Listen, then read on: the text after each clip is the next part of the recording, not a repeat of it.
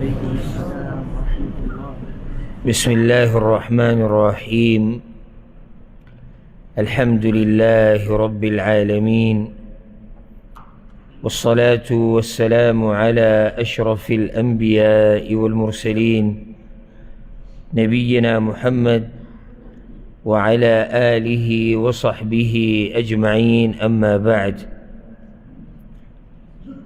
كتاب رحيق الأزهار درسونو دا مبارک سلسله وا چې پکې هغه دعاګانې او اذکار بیانېدو چې هغه د قرآن او د حدیث نه ثابت دي، او په آخرني درس کې موږ هغه دعاګانې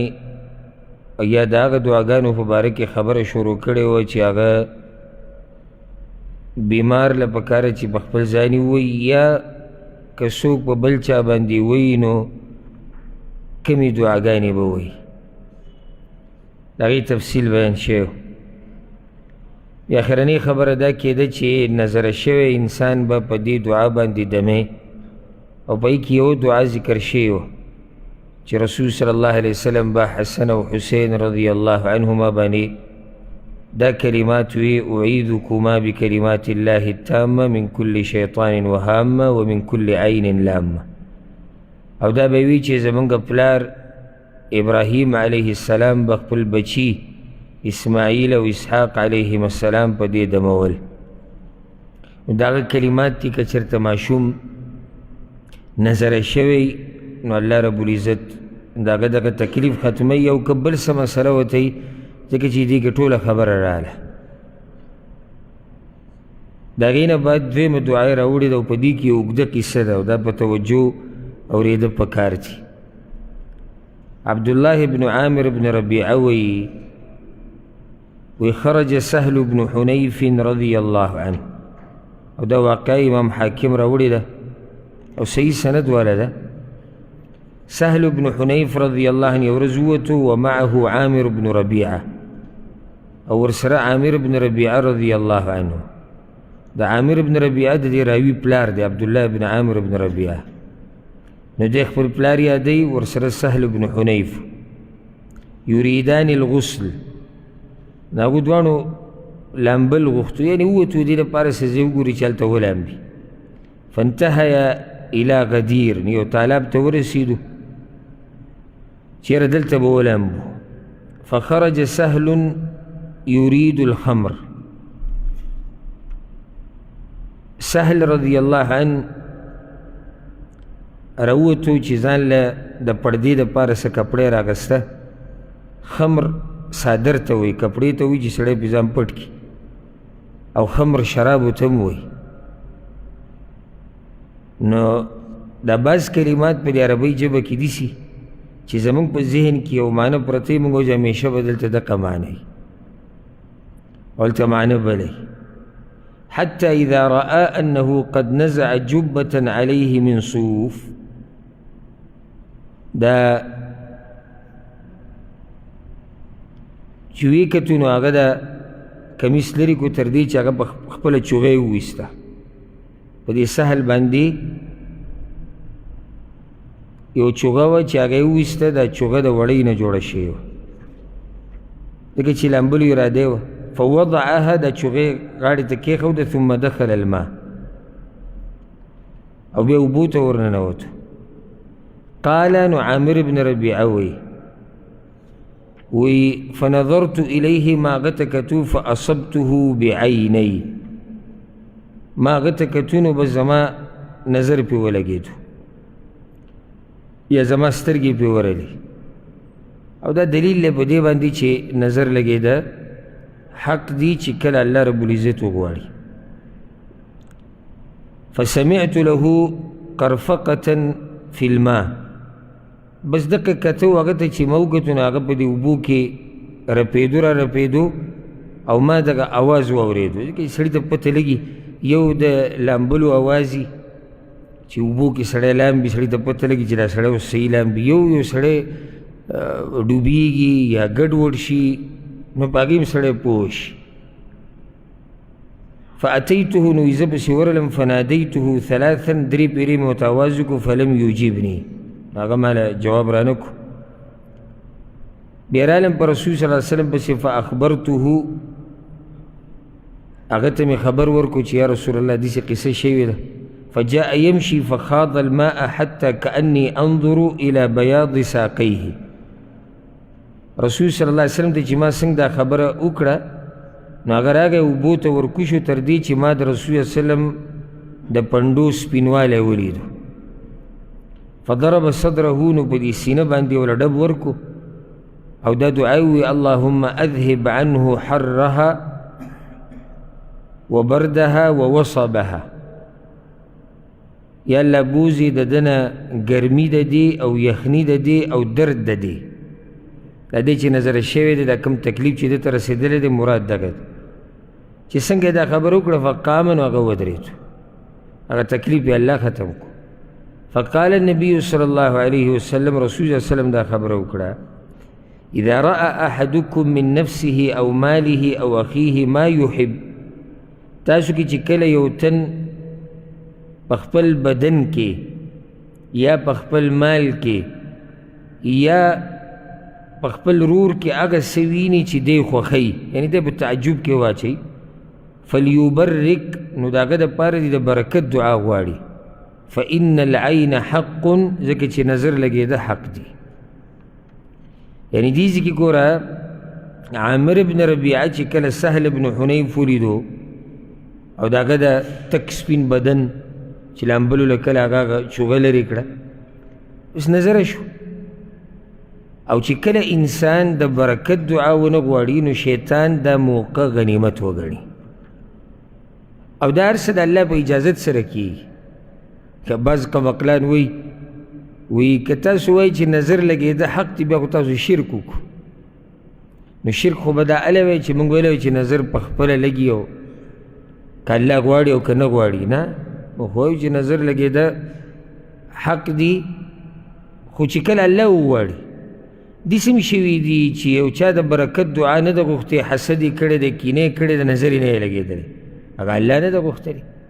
لگه سنگ چی منگ دا جادو بارک ہوئی چی جادو اثر کی خود اللہ پا ایزن سرے کئی دیسم شوی دی چی خلقو کوشش پچا بانی کرده چی بدا کوڑیو کی جادو پیو که اگه اثر نرے کرده او دیسم دیر شوی دی چی اثر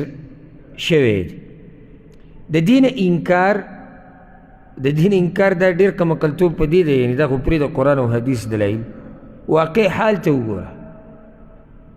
سمر خلق چی دے اگه دا دی کوڑ و دا دی جادو دلاسه تباو برباد شوی دی دا کوئی کورون تباو برباد شوی دی بیا پا دیجی که یو کس را شوی چی نا جادو اثر نشتی او جادو اثر خزعبلات تی او دا منگ نمد گورا جادو اثر کئی پا اذن دا اللہ سر او اللہ رب العزت دا یو امتحان جوڑ کلے دے دا اللہ مخلوق دے چی اللہ پا کسا کئی کولیشی یعنی اللہ دیسم کولیشو چی دی جادو بالکل اثر نہ کولی او اللہ دیسم کولیشو چی دا نظر نہ لگے دے دیسم اللہ کولیشو خدا امتحان دے دام یو تکلیف تے چی انسان ترسی لگا سنگ چستا بدن پا نورو بیماریانو بیماری کی پخپل بیماری دا اللہ پا اذن سر دیر خلق یخنی ہوئی او دا دوی پا منز کی یو کس پاتی کی گی یا غیر یخنی ہونا ہوئی خو اللہ ساتی یو سڑے دیر احتیاط کے وگا بیمار شی اللہ گختلی چی دے بیمار شی لکہ دا یو سو کالا مخ کی دو درے کالا مخ کی جرا کرونا بیماری را گلے ہوا دیر خلقو بکی احتیاط کو چا سر ملاقاتو نکول بیماران شو بازا گو چی ملاقاتو نا وارسے کولا اللہ ساتری نو سنگ چی دغ بیماریانی دا اللہ پا اذن سر لگی دا کشان دا نظر اثر دا جادو اثر دام دا اللہ پا اذن سر کی او چی اللہ وہ نگواری جو نکی او سبکو منگ دا دی حدیثونا با منگ سے جواب ورکو یعنی منگ بسوئی چی دا قیامت پا ورد اللہ تا چی یا اللہ زمان عقل نمانلا یا با اللہ تا داوئی چی یا اللہ زد دمر ٹیٹ موحدو ما چستا دا نبی دا خبرو نم مخکیو ما نمانلا زکر چاکر شرک تے یا بدیس ہوئی واللہ تا امتحان دی عقیده د شرک دا ده چې ته د الله سره یو مخلوق شریک کې او هغه تصرفات ولا ورکې چې کم تصرفات صرف د الله دي. موږ خو دا خبره نه ده کړې. موږ خو دلته موحدین یو الحمدلله. موږ وایو نظر اثر کوي په اذن د الله سره دي د توحید وایي او عین توحید دام دی چې څه د الله پیغمبر راته ویلي دي په هغې ایمان دی. ځکه چې دا پیغمبر هغه الله را لېږلی دی او موږ یک یوازې د هغه الله بندګي کوو. نو چې هغه د پیغمبر را لېږلی دین د بیانولو دپاره چې هغه راته یو خبره وکړه نو موږ څوک یو چې بیا پکې ګوتې وو او یو وایي چې دا عقل مني او دا معاشره نه مني او دا پښتانه نه مني او دا زموږ مذهب نه مني. دا کیسې د توحید خلاف دي. کوم خلک چې دا خبرې کوي که نه د دوی په توحید کې کمی دی چې ټیټ موحدي کلک موحدي په الله ایمان مضبوطي نو د هغه د ایمان دی چې الله د پیغمبر را لېږلی د دین د بیانولو دپاره دی. دی به بیانوي زما او ستا کار دی د هغې تصدیق کول د هغې اورېده په هغې عمل کول. زما او ستا کار دا نه چې دی په مقابله کې به ودرېږو. دې حدیث کې یو خو دا مسله ثابته شوه چې نظر لګېده حق دی. د چا؟ نو دا بعض پښتانه خو زموږ نظر نه لګي. اوس دا ما ته پته نشته چې ده ته چا دا خبر ورکړی چې د ده دا نظر نه لګي. ځکه چې دې خو پته هم نه لګي. تاسو کې چا ته پته شته؟ که چا ته پته وي ما ته دې ووایي چې ده ته څنګه پته لګېدلې ده. که تاسو کې هم څوک دي چې وایي چې زما نظر نه لګي نو مهرباني به وي که موږ خبر کړي چې ده ته څنګه پته لګېدلی چې د نظر نه لګي. وحي ورته شوې ده، خوب کې ورته الله ویلي دي، که جبریل راغلی و، که نه د رسول صلی وسلم د حدیثونه د ټول امت دپاره دي سوای د ده نه. اوس دا ما ته پته نشته. ګوره دې ځای کې د حدیث ته تاسو سوچ وکړئ. رسول صلی الله علیه وسلم وایي که څوک په خپل ځان کې داسې څه ویني، معنی ده چې انسان په خپل هم ځان نظره کوي. نو دې نه دا مسله راووته چې نظر ګوره لازم نه ده چې دا د حسد د لاسه لګي، اکثر د حسد د لاسه لګي. اکثر چې انسان نظره کېږي نو هغه د حسدګر د لاسه. خو داسې هم کېږي چې کله ته خپل ځان په خپله نظره کوي نو ځان سره خو څوک حسد نه کوي. په مخه سړی ځان ته ګوري که نه، لکه بدن یې ښایسته دی یا څه بل څه شی ورسره په مال کې دی، خپلو بچو ته ډېر ګوري را ګوري، مینه پرې راشي او د برکت دعا وله نه غواړي. شیطان دا موقع غنیمت وګڼي خپل بچي نظره کړو. نو ګوره سړی خپل بچی هم نظره کولی شي. لازم نه دی چې دا نظر لګېده دا به د هغه چا چې هغه تا سره حسد او کینه کوي. یو خاوند خپله ښځه نظره کولی شي، یو ښځه خپل خاوند نظره کولی شي، یو ملګری نظره کولی شي. چې هر ځای کې داسې څه وینئ چې مینه دې پرې راشي، محبت دې پرې راشي، تعجب کې دې واچوي، د برکت دعا وله غواړه. تبارک الله وایه یا بارک الله وایه. دا صرف ماشاءالله ویل دې کې د برکت دعا کوم ځای کې ده؟ ماشاءالله معنی خو دا دی چې څه چې الله وغواړي. د برکت دعا سره تبارک الله یا بارک الله، الله دې پکې برکت واچي. او که دغه هم نه په عربۍ کې نه په پښتو کې ووایه الله دې پکې برکت واچي. چې د انسان د دغه نقصان نه بچ شي. اوس زه په دې هم نه یم پوه، یو خو په دغه نه یم پوه چې دې بعضو ته څنګه پته زما نظر نه لګي. یو په دې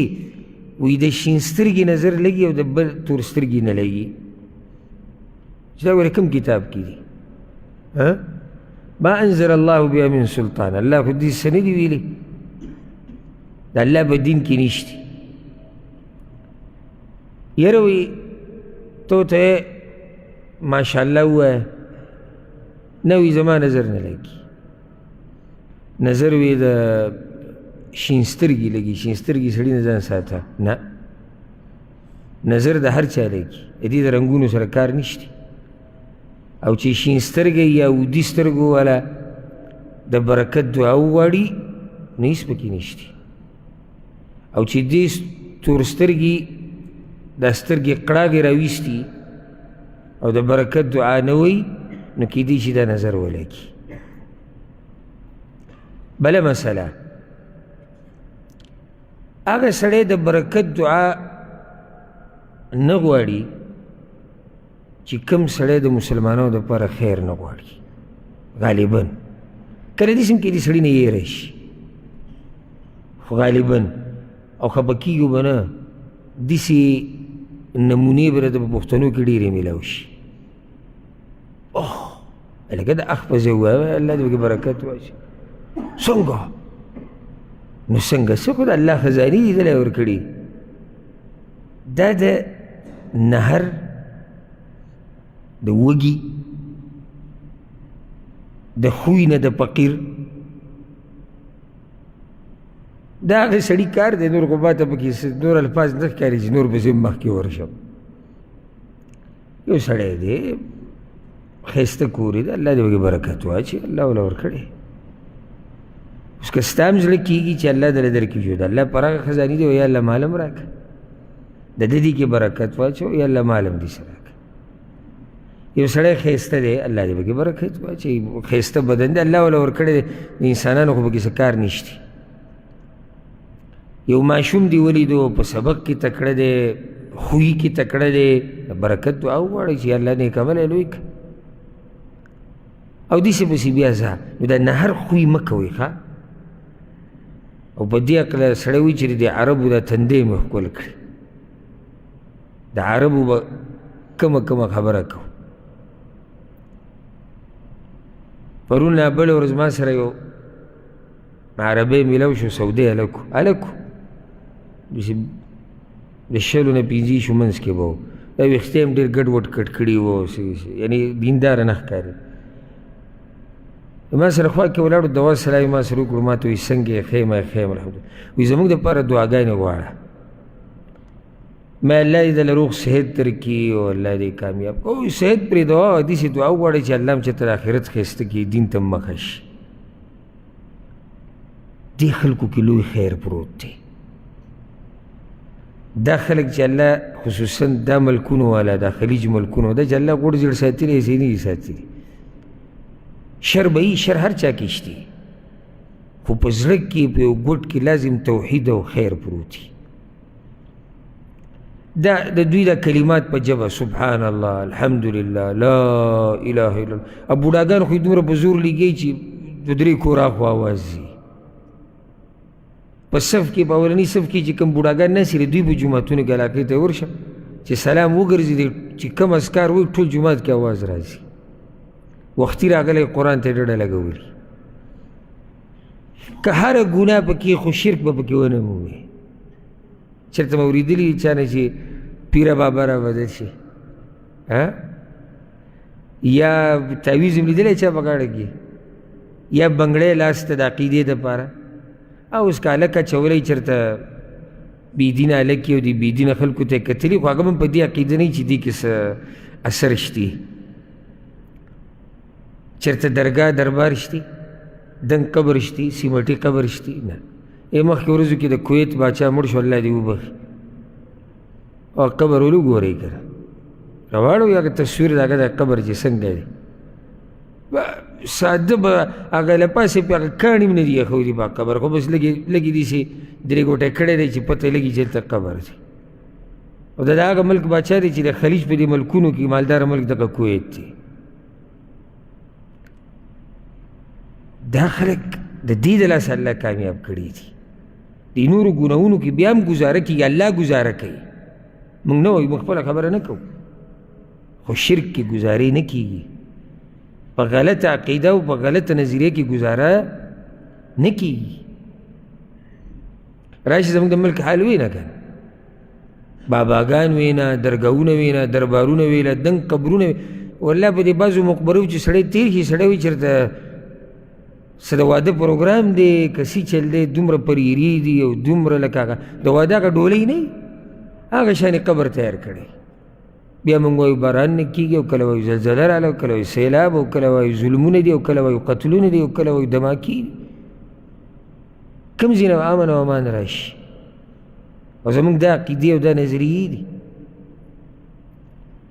چا د څاروو سره پکې عقیده تړلې ده چا پکې د باباګانو سره عقیده تړلې ده او روزانه نوي نوي نمونه راښکاره کېږي پکې نو دې خلکو کې دننه خیر د توحید پروت دی الله رب العزت ته شیخ محمد بن عبدالوهاب رحمه الله وبخ او دا الله توفیق نه بعد دغه مهنت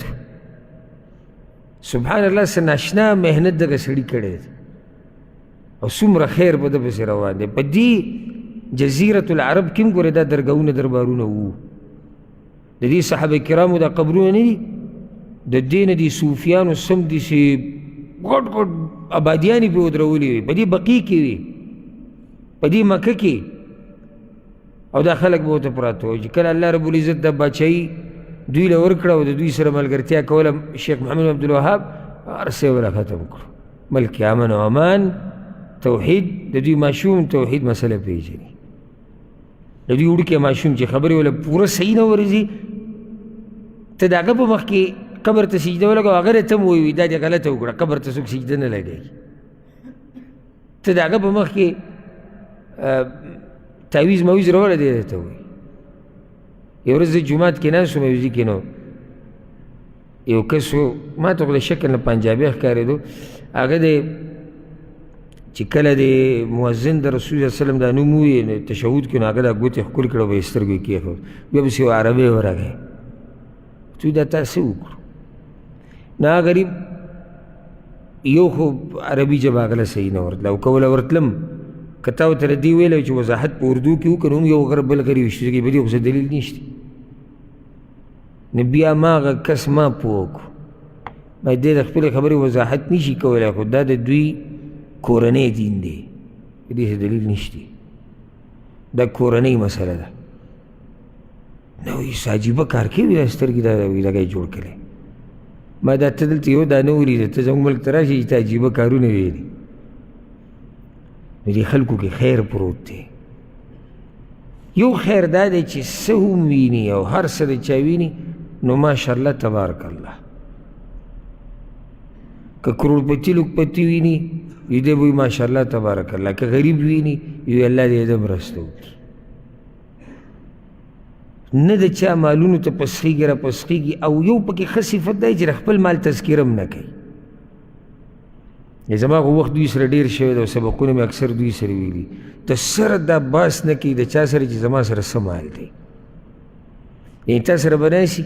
ګپ شپ په لګوي وروسته بل کس ووایي دا ګوره سخت مالداره سړی خو دی ګوره چېرته چاته نه وایي چې زه مالدار یم زموږ چې کښېني خبره به راتاو کړي هغسې ته موضوع زمونږ دغه دا درې چې د کور هم جوړ کړو یو بس اوس اراده تا نه چا تپوس کړی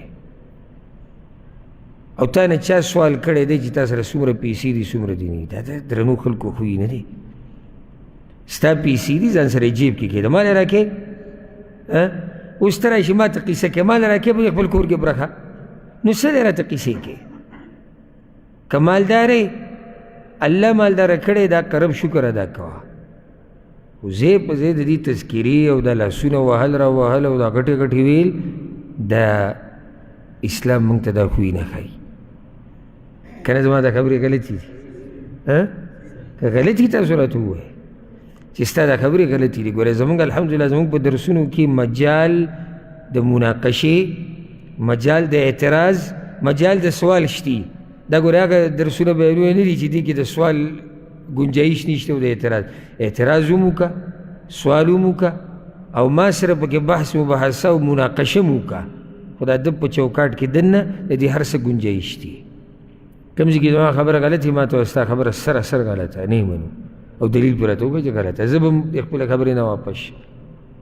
خو په دې خلکو کې الله دا خیر یې ښودی دا ما ورته هم لیدلی ځکه زموږ دلته ټول په دې ملک کې وخت شوی دی نو چې کله یو مسلمان ورور کې یو نعمت ویني د برکت دعا ولو وغواړه او ګورې چې قصدن عمدن نه وایي که نه او دا سړی نظره شو ګورې ته مجرم یې الله به درنه قیامت پر ورځ تپوس کوي ته خپل ورور له قصدن نقصان ورکوې یو مسلمان له ته قصدن بعض وی دې خلکو ساتلی دی بوزي دی له یا د که څوک چې بوزي او څوک چې دا کار کوي دواړه مجرمان دي او دواړه ګناهګار دي او سبحان الله دا داسې کس چې ویني که نه د دې مخ نه دا سیر او برکت ختم شوی یو داسې یو عجیبه غونته کې ګونه به ویني وی دې خلک بوزي دی او سم خیال دی چې بل مسلمان لا شر غواړي په ده کې به خپله خیر پروت وي او د ده په ژوند کې به سکون لنډ د سکون د راوستو طریقه درته ښیم نن لنډه د بل مسلمان دپاره خیر غواړه الله به تعالی هم درکوي بس او هغه حدیث کې څه راځي چې څوک د یو مسلمان دپاره په شیشه دعا غواړي نو ملایک وایي آمین او یا الله دلم داسې ورکړه چې ته یو مسلمان یو نعمت د مسلمان وینې او ته یا الله برکت پکې واچو ملایکو یا الله ده کې هم برکت واچو ته بل دپاره خیر غواړه الله یې تا ته در نصیب کوي څه چې کري هغه به ریبي او چې د بل دپاره شر غواړي که نه یاد که دا خبره زما د په هغه رب قسم وي د کوم رب په لاس کې زموږ دا ساګانې دي که تا زما نه خیر او سکون او اطمینان ولیدو بیا زما نوم بدل که چې د بل دپاره شر غواړي او په دې خوشحالېږي چې یو مسلمان ستا نه مخکې چې ته ما سره میلاو شي او ته ما ته دا ووایې چې زه یاره زما دا کاروبار دی دا دی دا دی او ډېر مخکې ته زما نه که زه صحیح مؤمن یم کامل زه به خوشحاله شم په دې باندې چې یاره زما د مسلمان وروره له الله دومره ترقي ورکړي دا نه چې ته وروسته بیا د شپې کمبل په ځای راواچې نو دا څنګه دا به داسې چل کړی او دا مونږ خو دومره نه ګټو یاره او چې دا څه ژوند دی الله دې موږ یې داسې ژوند نه وساتي ډېر د غمونو نه ډک ژوند دی ځکه چې د هر چا حسابونه به د هر چا حساب کتاب به لري او د هر چا تپوس به کوي او هر بلډینګ ته به ودرېږي دا څنګه او چا دی او په څو او کله او بیا اخوا دا او بیا زمونږ هلته دغه قیسې او اوس خو بېروزګاري ښه ډېره شوې ده بله قیسه پکې رهي ځکه پردي حسابونه اړوه راړوه نو د دې نه ځان لرې ساتئ خپل غم کوئ د خپلې دنیا غم وکئ د خپل آخرت غم وکئ او د مسلمان دپاره خیر غواړئ الله به تعالی هم خیر درکړي بیا وایي چې د یو مریض یا د مصیبت زده یا مصیبت وهلی انسان د لیدو په وخت دعا مخکې تا ته دا وایي چې ته یو مسلمان وینې او هغه له الله نعمت ورکړی نو څه به وې څه به وې د برکت دعا به وله غواړي اوس وایي چې یو مسلمان وینې او هغه په یو امتحان کې اخته یي بیمار دی بل څه مصیبت دی بل مصیبت دی نو ته به څه وې حدیث ابو هریره رضی الله عنه امام ترمذي راوړی دی وایي رسول صلی الله علیه وسلم دا خبره کړې ده من رأى مبتلا چا چې یو مصیبت زده انسان ولیدو مصیبت هر قسمه کیدی شي دلته یو خاص مصیبت نه دی چې هغه د بیماری دی هغه مالی مصیبت هم کیدی شي هغه بدني هم کیدی شي هغه د بچو په باب کې هم کیدی شي هغه د مور پلار په باب کې هم کیدی شي د ښځې له طرف نه په مصیبت کیدی ده هم کیدی شي هر قسم مصیبت پکې دننه راغی او تا ولیدو او فقال او دې سړي دا وویې الحمد لله الذي عافاني دا هغه الله شکر دی کم ذات چې زه روغ ساتلی بچی ساتلی مما ابتلاک به دا هغه مصیبت نه چې تی پکې راګیر کړی وفضلني على كثير ممن خلق تفضيلا او ما لره په ډېرو مخلوقاتو باندې غوروالی را کړی دی سبحان الله دې ته وکې د لم یصبه ذلك البلاء رسول الله وسلم وایي نو دغه انسان ته به دغه مصیبت او تکلیف نه رسي دا نه چې ته مسخري او ټوغې وکړه یو مصیبت زده مصیبت وهلی دې ولیدو الله شکر ادا کړه په هر حال کې او دا ګورئ هر انسان ته خپل مصیبت غټ ښکاري ګورئ که د خلکو د مصیبتونه دې ولیدو دا خپل بدن یې هېر شي هر وخت د الله شکر ادا کوه غریب دی ولیدو فقیر دی ولیدو سوال کوي بیمار دی ولیدو بل څه حادثه پرې راغلی بل راغلی یا الله وایه شکر دی ستا چې ساتلی یم تا زه د هغه سختې نه چې دی دې پکې راګیر کړی دی او زه دې په ډېرو مخلوقاتو غوره کړی یم ځان ته داسې مه ګوره دا ناشکره انسان نه د ده دا سوچي چې په ټوله دنیا کې ګډوډ سړی زه یم او ستا معمولي تپوس او د ده د وښکو باندې ته به وایې چې دغه د لاړې پې مره وبهېدي دومره فریاد شروع کړي بس د ده دقه سوچ دی چې په ټوله دنیا کې فقیر ملنګ بیمار بېروزګاره ګډوډ بدنصیبه سپیره دا زه یم او سبحان الله په الله یې دقه ګمان یې الله یې په رښتیا قشان کړي نه نه ته باچا یې ته الله په ډېرو خلکو باندې غوره کړی د دې خلکو دې سختو نه خبر شو حیران به شي نو هر وخت شکر ادا کوه دا دعا چا ته یاد ده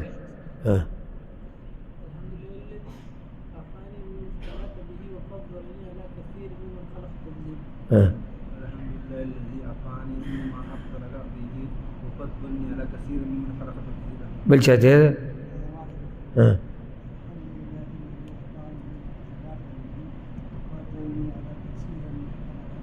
بارک الله فیکم کلم څوک ویني په هغه سخت دی نو دا کلمات وایي اجر تا خو د الله شکر ادا کړو د دې خو به الله تعالی یو اجر درکوي خو دلته چې کومه فایده بیان شوې ده چې الله به یې د دغه مصیبت نه ساتي اوس وایي چې د زهریله شیز د چیچلو نه د حفاظت دعا زهریله کې هر شی راغی ټک ورکوي لکه لړم مار بل څه شی کار شي چې ټک ورکوي دله څه سړی بیمار شي نو د دې نه د حفاظت دعا ابو هریره رضی الله عنه روایت چې دا موږ ذکر کړی مو دا ذکر د سهار او د ماښام په اذکارو کې هغه وایي چې د حدیث امام مسلم راوړی امام احمد هم راوړی دی وایي جاء رجل الى النبي صلی الله علیه وسلم یو کس راغی په رسول صلی الله علیه وسلم پسې وی یا رسول الله ما لقیت من عقرب لدغتنی البارحه وی یا رسول الله بیګا شپه لړم چیچلی ومه وی رسول صلی الله علیه وسلم ورته اما لو قلت حین امسیت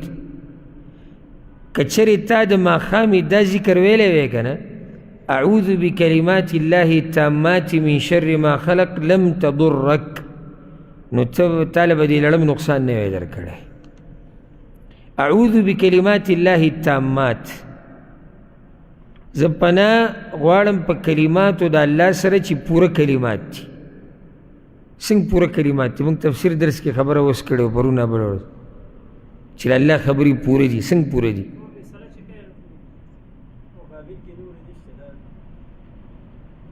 د الله خبرې پوره پوره خبرې کاملې دي څنګه پرونه بله تفسیر کې مونږ خبره کوله تفسیر پرېږده ځه ستا د رب خبرې دي که نه زه ته د ځان نه ووایه ستا د رب خبرې څنګه پوره دي د هغې نه نورې ښې نشتي شک شبهه پکې نشتي رد و بدل پکې څوک نشي کولی یو بل سره ټکراو نشتي نقص او عیب پکې نشتي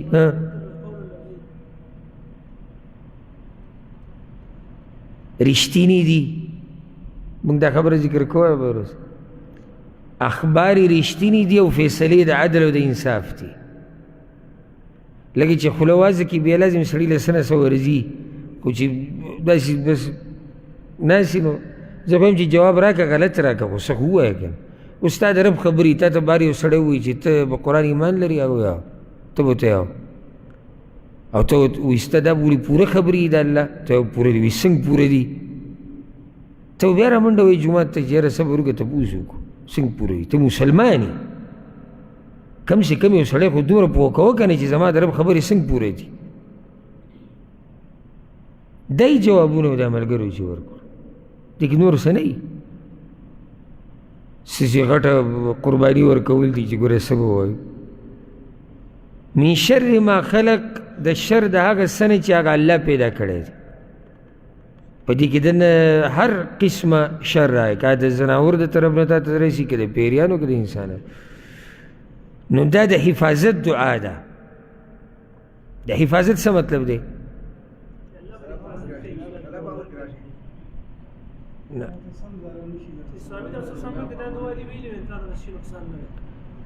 نه معنی دا ده چې دا د دې لړم یا بل څه شي د دې نقصان نه د بچ کېدو دپاره ده. نقصان چې در ورسېدو بیا به هغه شرعي دمونه چې کومو تذکره تېر شوي درسونو کې شوي ده هغې سره به کوي. نو چې د حفاظت دعا شي که نه نو بیا داسې وایه دا د دې مرض د واقع کېدو نه مخکې ویلی کېږي. هغې نه بعد مؤلف وایي الادعیة للمیت فی الصلاة علیه، د مړي دپاره په جنازه کې دعاګانې. دا ډېره اهمه مسله ده، د مړي دپاره په جنازه کې دعاګانې. یو څو مسلې یادې کوي اوله کې د دې مخکې چې دعاګانې ذکر کړو. یوه چې کله مؤلف وایي د مړي دپاره په جنازه کې دعاګانې، د دې نه څه مسله راووته؟ ډېرې دي، موږ ته خو یو یاده ده، موږ ته صرف یو یاده ده او د هغې په معنا نه پوهېږو او بعضو ته پکې دغه هم نه ده یاده. بس اللهم ارحم لمیتنا اللهم ارحم کبیرنا و صغیرنا و شاهدنا و غایبنا و خبره ډز او ختمه شو. په هېڅ هم نه یې پوهه. دا زمونږ کمې به ورته ووایو که نه کمال کمې دي. بله مسله دا جنازه نه د جنازې د مونځ دا سپارش دی الله ته، سپارش دی الله ته د دې مړي دپاره. او دا ګورې د دې مړي دپاره هغه سپارش دی چې دنیا نه د وتو په دې خوله کې موږ کوو بس، یعنې دی د دنیا نه وځي او په آخرت ورنه نه وځي. دغه ټیم کې موږ یو سپارش الله ته کوو چې یا الله دا کمزوری بنده در روان دی او ته یې وبخ. زموږ ملکونو کې هم سپارشونه لیدلي دي لس سیکنډه کې، په 20 سیکنډه کې ډزه ډزه ډزه الله اکبر الله اکبر الله اکبر الله اکبر السلام علیکم ورحمت الله. دیګونه هم سجل کړی، کټونه پوره دي. یاره څه ووایم نو که تاسو ته د دې اندازه لګي، ما ته خو بلکل د یو طرف نه هم نه لګي چې د دې قوم د دې سره غم و چې د دې سړي په باره کې به زموږ دا سپارش الله قبول کړی او که نه به یې قبول کړی. غم و څه ښکاري؟ نه، ځکه چې قصه ټوله اوس د دیګونو ده، اوس د کټونو ده. کوم ځای کې به کینو، څو ورځې به کینو. پلانې راغلی و، زه درغلی وم، ته راغلی وې، تا ما ته ویلو،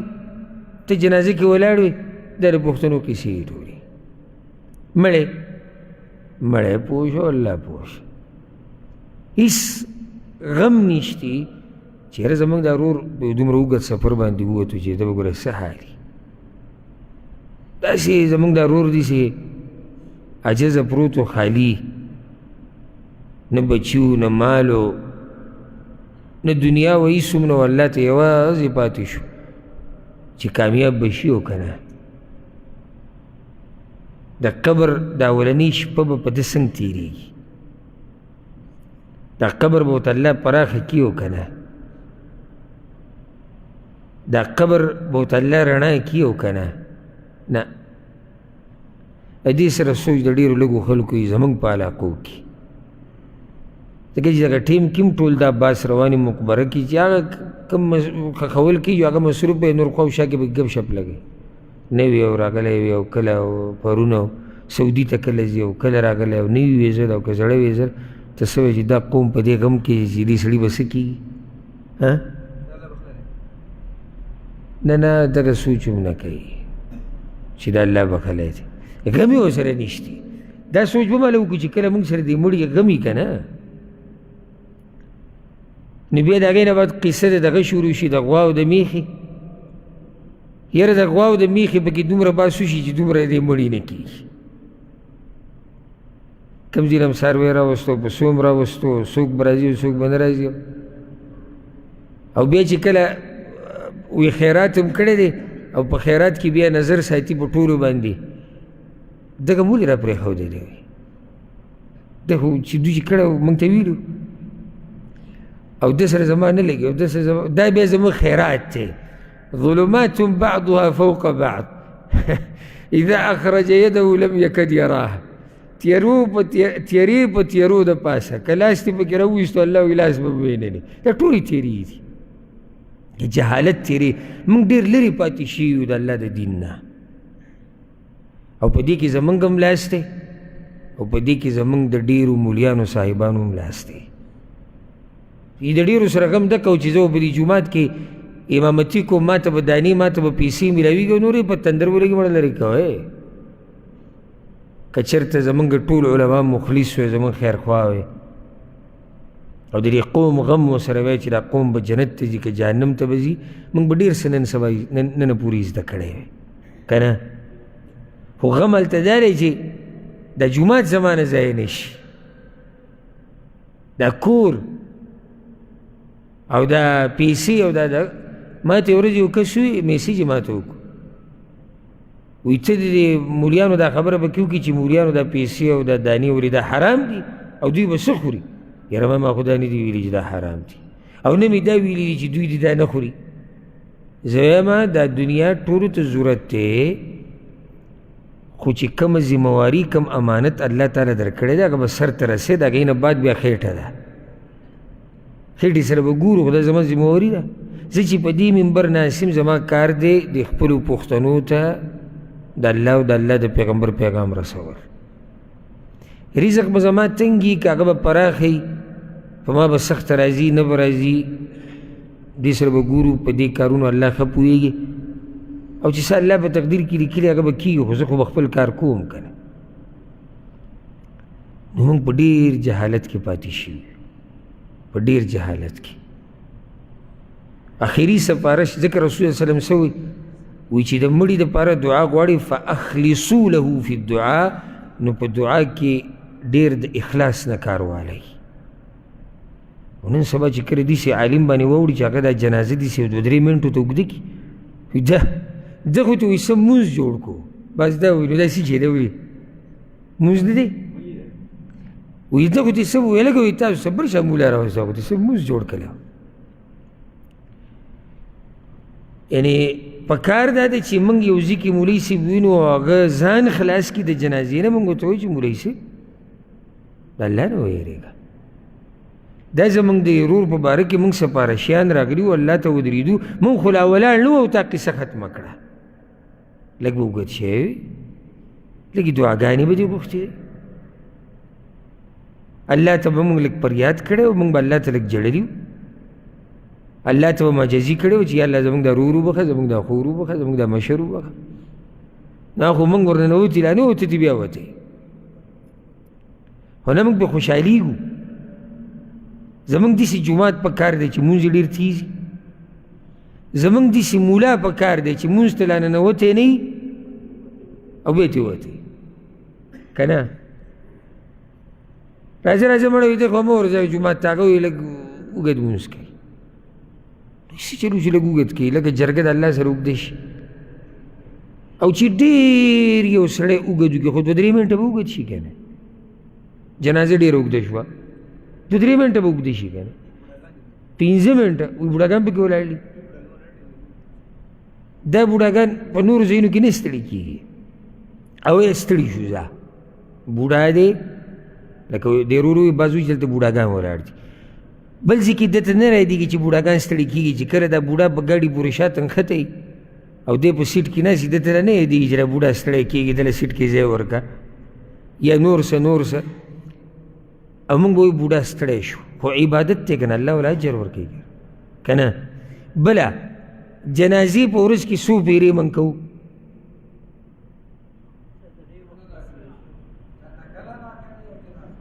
چېرته کله ناکله یو جنازه نو که په دې کله ناکله جنازه کې زموږ په دې پنډۍ لږ دړلی شي نقصان دی که نه او دا روزانه چې سحر په توره تیاره ځو د شپې په توره تیاره راځو ټول جسم د اندامونه هم دردونه کوي دې باره کې څه وی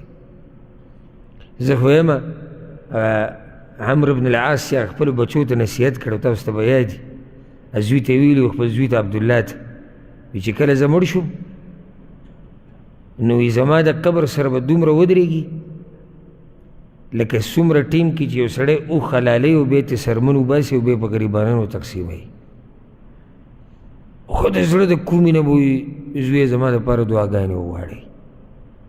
ځکه چې دغه ټیم کې به زما نه تپوس کېږي، نو دا کار به وکړي. زه خو وایم چې یو سړی وایي چې یا الله دې خپل ورور دپاره ودرېدی او الله ته مې د دې زړه د کومې نه ووایه یا الله زما دا ورور ماف کړه،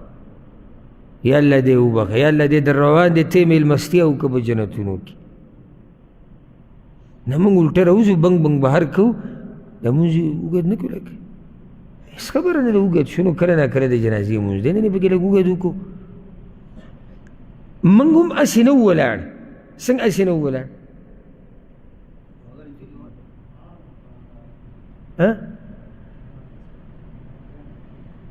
په نقطه پوه نه شوئ زما. ما ورته هسې ودرېدو رالو،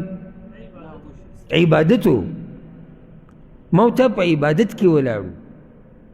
ها هغه حدیث خو تاسو ته یاد دی که نه چې څوک جنازه وکړي په مړي باندې یو قرات اجر دی او یو قرات د جبل احد امره دی، او چې بیا ورسره لاړ شي او خښولو پورې ورسره وي نو څو اجر دی؟ 2 قرات. یعنې ما ورته چې ولاړ یو ما ورته د جبل احد امره د غر امره ثواب ګټو،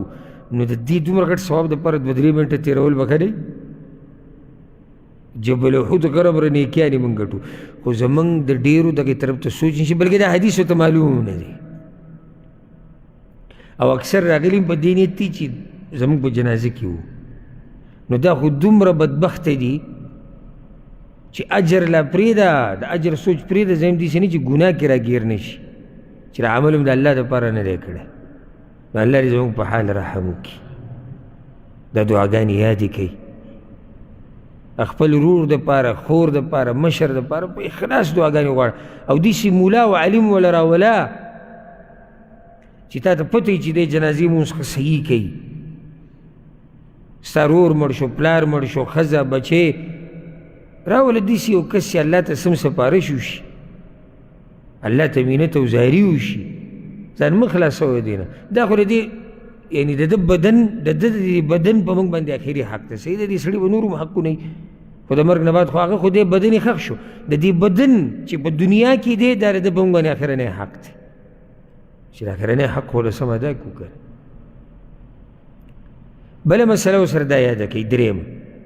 دا کومې دعاګانې چې دلته ذکر کېږي دا هغه دي چې د رسول صلی الله علیه وسلم نه رانقل دي، د صحابه کرامو نه بېشمار رانقل دي، هغه دلته موږ نه یې راوړي. که څوک هغه دعاګانې مو صحیح ده، او که څوک د دې نه علاوه دعا غواړي نو هم جایز دي. دلیل پې څه دی؟ دلیل دا دی چې رسول صلی الله علیه وسلم هغه حدیث کې وایي چې دعا وله په اخلاص سره وغواړئ، بس یعنې دعا وله وغواړه. او غوره دعاګانې هغه کمې وي دي چې هغه د رسول صلی الله علیه وسلم نه رانقل دي، بیا د صحابه کرامو نه، دا غوره دي. یو دعا پکې ویله کېږي، اولنی دعا د عوف ابن مالک رضی الله عنه روایت ته وی صلى رسول الله صلی الله علیه وسلم على جنازه، رسول صلی الله علیه وسلم په یو جنازه باندې مونځ وکړو، فحفظت من دعائه، نو ما د هغوی د دعا نه دا یاده کړې ده. دلیل یې به څه؟ چې په جهر سره دعا غوښتې ده. دلته مسله دا راغله چې جنازه به په پټه کېږي که په جهر سره، نو د رسول صلی الله علیه وسلم اکثر طریقه دا چې په پټه یې کړې ده او کله ناکله یې په جهر سره کړې ده، خصوصا دې دپاره چې ملګري واوري او یې زده کړي. نو عامه طریقه دې دا چې سړی په پټه کوي، او چې کله یو عالم محسوسه کړي چې یاره دې علاقه کې جهالت ډېر دی، د خلکو له د جنازې طریقه نه ورځي، دا دعاګانې وله نه ورځي، نو بیا یې د جهرن وکړي. پوه شوي به که نه؟ موږ بیا هلته جګړې کوو، موږ چې جګړه نه کړې موږ غلي نه کینو، او مناظره ته راشه او زه به درشم، ته 2 کسان وې راوله او 2 به زه راولم او کیمره به وی کېدو، او ته راوځه او زه به دروځم، او دعوا او جواب دعوا، په میاشت کې دعوه ولیکلی شي، په یو میاشت کې جواب دعوه وي، بیا په مناظره کې 8 ګنټې 10 ګنټې تنقیحاتي، بیا په آخره کې کنځلې او بدې ردې او ټوپکې او تماچې، او موږ په هېڅ هم پوه نه شو چې چا وګټل او چا وبېلله. خو که موږ قرآن او حدیث ته غوږ ایښودی او ضد او تعصب نه وی، دا کوم حدیثونه چې زه بیانوم دا د اهلحدیثو دپاره دي، د الله د بندګانو دپاره دي، که نه دا د بریلیانو دپاره دي، که نه د دیوبندیانو دپاره دي دا حدیثونه، که نه حنفي مذهب والا دي یا شافعي یا حنبلي یا مالکي. عوف ابن مالک وی رسول الله صلی الله علیه وسلم جنازه وکړه او رسول الله صلی الله علیه وسلم زموږ د ټولو پیغمبر دی. ګوره د مذهبونو کې د تقسیمېدو یو نقصان دا دی چې هغه پیغمبر چې د هغه تابعداري په موږ ټولو یو شان لازم ده، هغه حدیثونه زموږ له لارې ټوټې ټوټې شو. ځکه چې یو حدیث کې په یو حدیث باندې عمل الګ کېږي چې هغه ته شافعي مذهب ته واوړي، په بل حدیث باندې عمل الګ کېږي چې کله ته حنفي مذهب ته واوړي، په بل حدیث باندې عمل الګ کېږي چې ته دیوبندی شي، په بل کې به بریلی شي، په بل کې به اهلحدیث شي. دا څه مطلب شو؟ موږ ټول د الله بندګان یو، دغه زموږ پیغمبر دی، دا زموږ کتاب دی، قرآن دی، دا زموږ دپاره حدیثونه دي، زموږ ټولو دپاره دي. الحمدلله علی ذلک. د الله شکر دی چې دا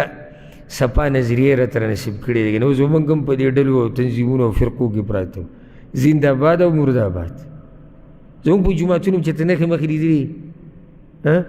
شنه جنډه، توره جنډه، برګه جنډه، خړه جنډه، سره جنډه نه. ولې؟ وَأَنَّ الْمَسَاجِدَ لِلَّهِ. زموږ دا اعلان دی جوماتونه د الله کورونه دي، دې ته هر مسلمان راتلی شي. هر مسلمان چې کلمه وایي دې جومات ته هغه راتلی شي، نه زنده‌باد مرده‌باد.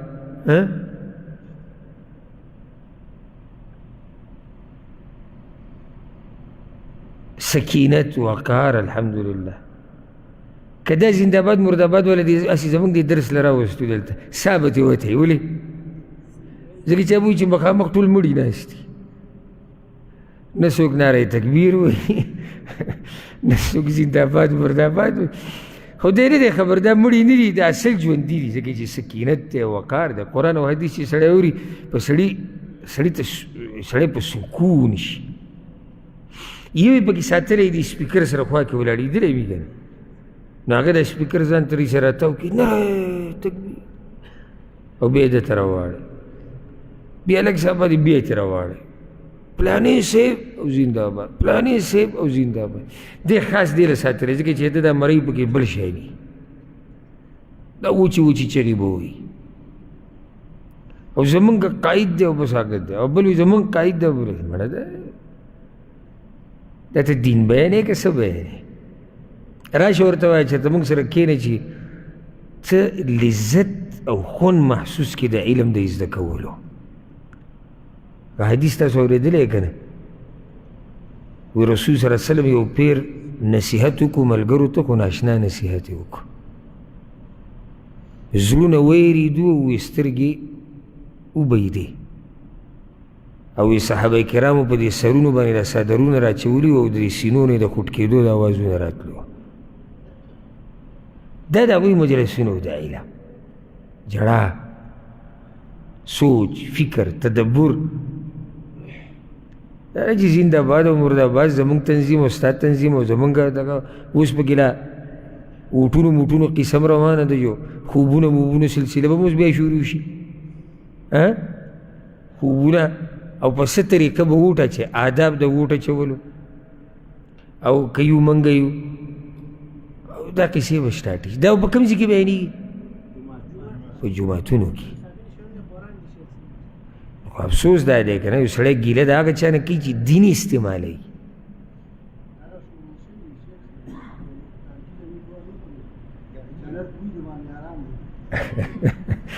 هغه یو مولوي صاحب پکې ویلي یو که چا ووټ رانه کو نو زه ورته هغه مونځونه نه بخم،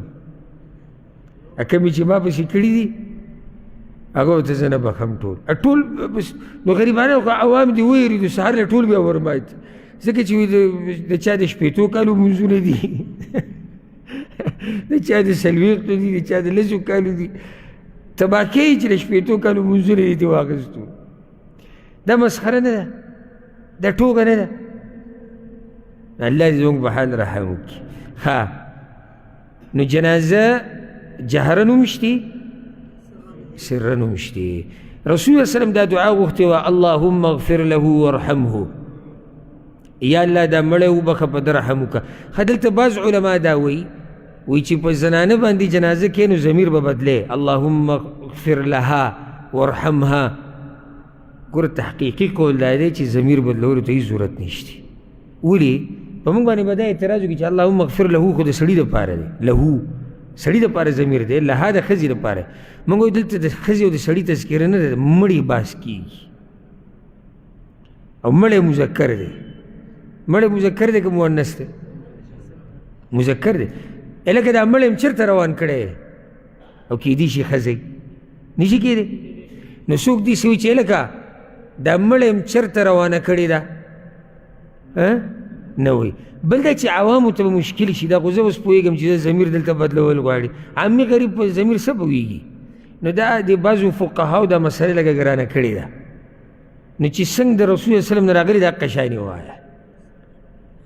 اللهم اغفر له وارحمه یا الله وی بخه او رحم پې وکړه وعافه او د سختو نه یې وساته واعف عنه او معافي ورته وکړه دې دعا ته ګوره څومره ښایسته ده ښه واکرم نزله او ښه میلمستیا یې وکړه ووسع مدخله او ځای د ده د وردننه کېدو پراخه کړه دی به کوم ځای ورننوځي قبر واغسله بالماء والثلج والبرد او وینځه دی د ګناهونو نه په اوبو او په واوره او په ګلۍ سره ونقه من الخطایا کما نقیت الثوب الابیض من الدنس او د ګناهونو نه یې داسې پاک کړه لکه چې تا سپینه جامه د خیرې نه پاکه کړې ده وابدله دارا خیرا من داره او ورکه ده ته په بدل کې کور غوره د کور د ده نه کور د ده په دنیا کې چې کوم دی د دې نه وله غوره ورکه واهلا خیرا من اهله او ورکه ده ته اهل خاندان غوره د اهل د ده نه کوم چې په دنیا کې دی وزوجا خیرا من زوجه او ورکه ده ته ښځه غوره د ښځې د ده نه په دنیا کې وادخله الجنه یا الله جنت ته ورننه باسه واعذه من عذاب القبر او د قبر د عذاب نه وساته ومن عذاب النار او د جهنم د عذاب نه وساته څنګه دعا ده سفارش دې ته وایي سفارش دې ته وایي عوف ابن مالک څه وایي وی رسول صلی الله علیه وسلم جنازه کوله د دعا ما ورده حتى تمنيت ان اكون ذلك الميت ان اكون انا ذلك الميت وی په دې منځ کې مې ارمان وکړ چې دا مړی زه وی نو څومره خوش نصیبه وی چې دا مړی زه یعنې چې دومره ښایسته دعا او بیا پیغمبر صلی الله علیه وسلم یې غواړي هغه انسان دا دعا غواړي چې دغه دعا الله نه رد کوي د مړي دپاره خلک داسې سپارښتونه کوي هر څه پکې ذکر شو د قبر تذکره د آخرت تذکره د اهل تذکره د کور تذکره د ښځې تذکره یو اشکال زړه ته راځي چا ته راغی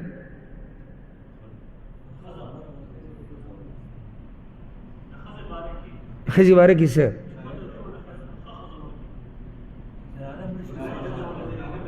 نه زوج ښځې ته م وایي زوج خاوند ته م وایي په عربۍ کې دا اشکال نشته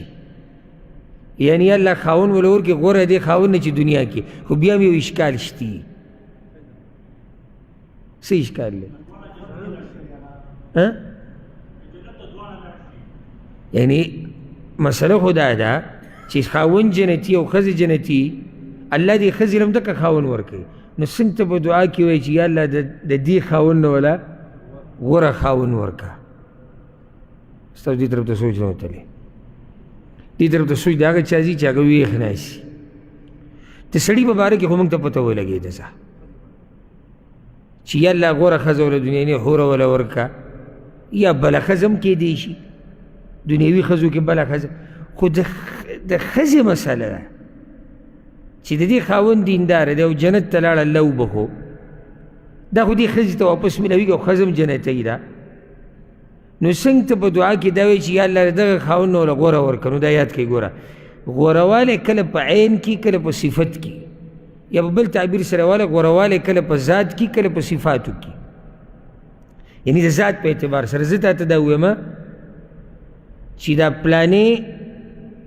غوره دی د پلاني نه د ذات په اعتبار سره دا سړی پوره غوره دی د هغه نه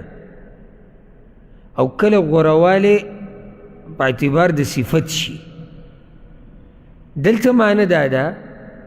د ښځې دپاره چې دعا غواړي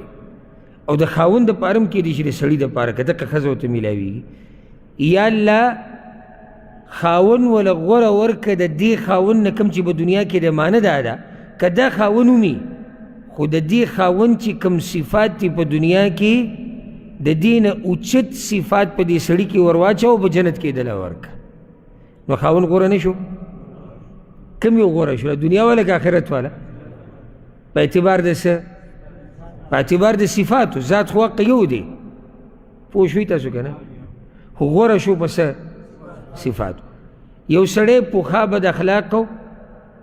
اوس څه دی خوش اخلاق دی موږ وایو دا الګ د هغه پوخاني نه بدل دی هماغه الګ دی پوخانۍ بل الګ ذات خو یو دی بدل دی په څه کې په صفاتو کې په اخلاقو کې نو ته چې سوال کې ته دی یا الله دې له غوره خاوند ورکه معنی دا که دا خاوند هم په نصیب دی خو چې د دې خاوند چې کوم صفات په دنیا کې دي د دې نه اوچت صفات د دې خاوند یې بیا اوس خو بس اشکال نه امید دی چې انشاءالله